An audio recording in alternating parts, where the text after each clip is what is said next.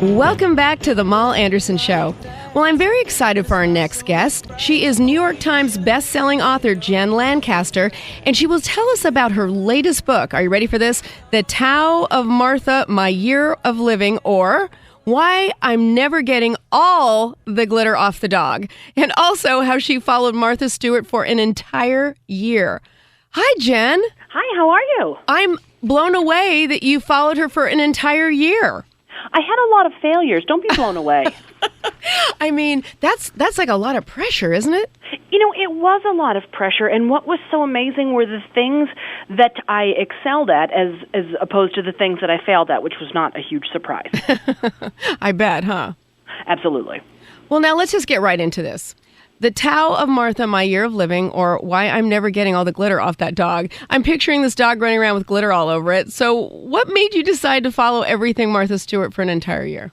Well, here's the thing. I had kind of a rough 2012, not for any big reason, just a lot of stupid little things, like a lot of professional missteps, things that went wrong in the home, and I really wanted to have a great 2012, so I knew that I needed to go into it with a plan. I wanted to do some sort of happiness project, but Eat, Pray, Love didn't work for me since I'm happily married, and I'm more Team Martha than Team Oprah. So as I thought about it, I thought I need tangible, achievable goals to hit throughout the year. So following Martha's dictates seemed like the natural progression. Wow. Well, of course. So how did your family feel about this? My husband said that My Year of Living, Martha, was the greatest year of his entire life. You see, he's ex-military, so he's very, very precise and organized. So I make him crazy with my blatant disorganization.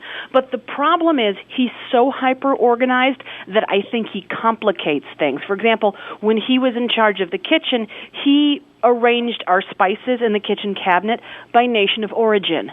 Oh, my gosh. I just want to make dinner, not do geography.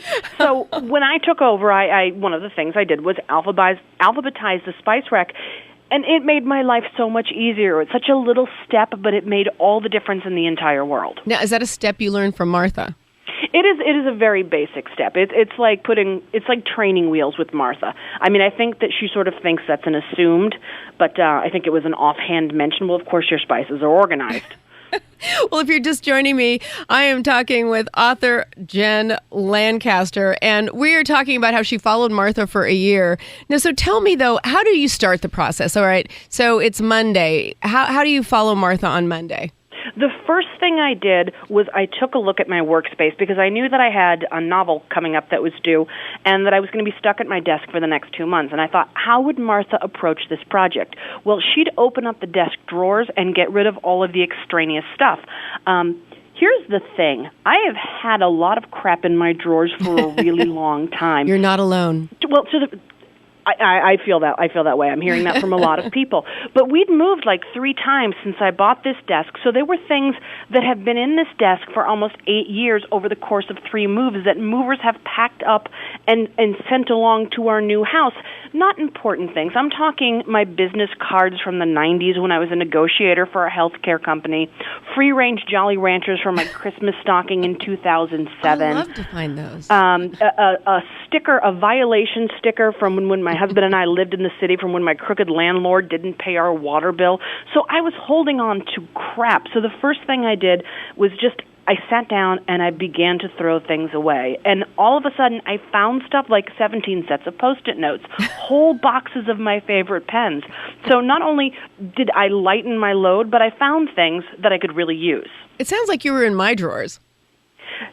My husband used to call the nightstand next to our bed the drawer of shame because it was all like free-range antacids and used dental floss because there are things that I don't want the cats to choke on, so I would just throw things in the drawer. He was amazed when he looked inside my drawers, which are no longer shameful. Well, good for you. So tell me did you follow her cooking and everything to a T? I did follow most of her cooking instructions. Things only went awry when I didn't follow her recipes. Like I found this easy toffee recipe on the internet that I burned through 7 batches of European butter trying to get this right. But for the most part, what I learned about Martha and what I really appreciate is even though things look complicated, she breaks it down step by step by step for even the dumbest and the most dyslexic of us. So the food things went really well, and I learned to make things that I'd never made before, like cheesecake and pulled pork and buffalo chicken, things that I'd always bought, but I learned to make at home in my crock pot for pennies on the dollar, which was outstanding. Well, if you're just joining us, I am visiting with Jen Lancaster, and I'm just amazed about this whole adventure that you took following Martha for a year. At what point did you get to the point where you thought, I can't do this anymore, or was it something you just finally embraced and became part of it as your whole, almost like you became the Martha experience? Well, here's the thing. Partway through the experience, and one of the reasons that I wanted to do a happiness project is I knew that we were going to lose my dog last year. She'd been very sick for a long time. She went through 3 years of 2 kinds of cancer and chemotherapy, and she was a happy little soul every day. But I knew that our good luck with her was going to run out. So when we lost her, I really threw myself into the Martha Project because I needed something to do, because we're those crazy dog people that don't have kids and look at our pets as our children. I get it. It was really hard on us. So by throwing myself into Martha's world, it made my world much better. So the biggest thing that I had to do was face my fear of Halloween. As an adult, to say that I've not been into Halloween would be an understatement. I mean, I fear Halloween, and I have ever since I became an adult and deposited one of my first adult paychecks into the bank with a teller dressed in a monkey suit, which does not build confidence in one's financial institution. It's like the best banks aren't in grocery stores. It's the craziest thing. But anyway, so I had to really embrace the idea of Halloween when for years my husband and I would cover our windows with garbage bags so we could avoid the trick-or-treaters. I got a costume. The dogs got costumes. I sparkled 10 million pumpkins for decorations. There were cash pots. There were hay bales. There were mums. There were hundreds of full-size candy bars, because I thought, if I'm going to do this, I'm going to do this right. I'm going to be the house that kids remember 20 years from now. That's like, that lady gave us full-size candy bars. Not one kid showed up at my house. Well, that's because you'd had the windows drawn for so long. Exactly. And the thing is, like, when we bought our house, we moved to the suburbs a couple years ago, one of the reasons I thought this house was attractive, because I thought it wouldn't get a lot of trick-or-treaters. But then when I wanted them, now I have 200 Snickers bars, and my accountant doesn't understand why I'm trying to write them off. Oh, that is so funny. Well, if you're just joining me, I'm visiting with Jen Lancaster. She is the author of The Tao of Martha, My Year of Living, or Why I'm Never Getting All That Glitter Off the Dog. I have to tell you, it's so funny because at the holidays, I've got glitter everywhere. So I totally, I get this title very well. There was going to be a sitcom based on this book. It wasn't written by me. The sitcom was written by my friend who is a screenwriter, and Martha had agreed to be part of it. And one of the lines that we were going to put in there at some point, if the TV show would have made it, was that glitter was the STD of the crafting world. Oh, that and she would have said it, but right now there's nothing happening with the TV show. But my life will be made if I can hear those words coming out of her mouth. That would be awesome. Wouldn't that be the greatest thing ever? I think it would. Well, now, Jen, tell me this. Okay, you've written this book, and you may have this TV series, but most importantly, at the end of the day, how did this change your life?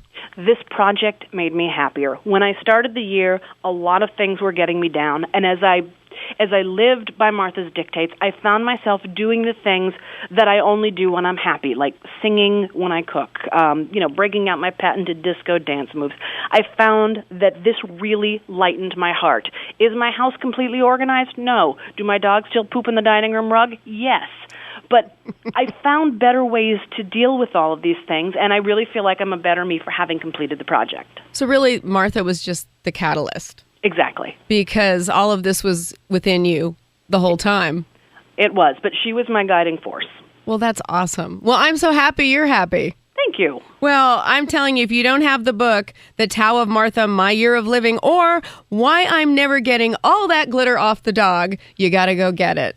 Jen Lancaster, thank you so much for joining us. I hope you'll come back when you write that next one. Absolutely. Thank you. Thank you.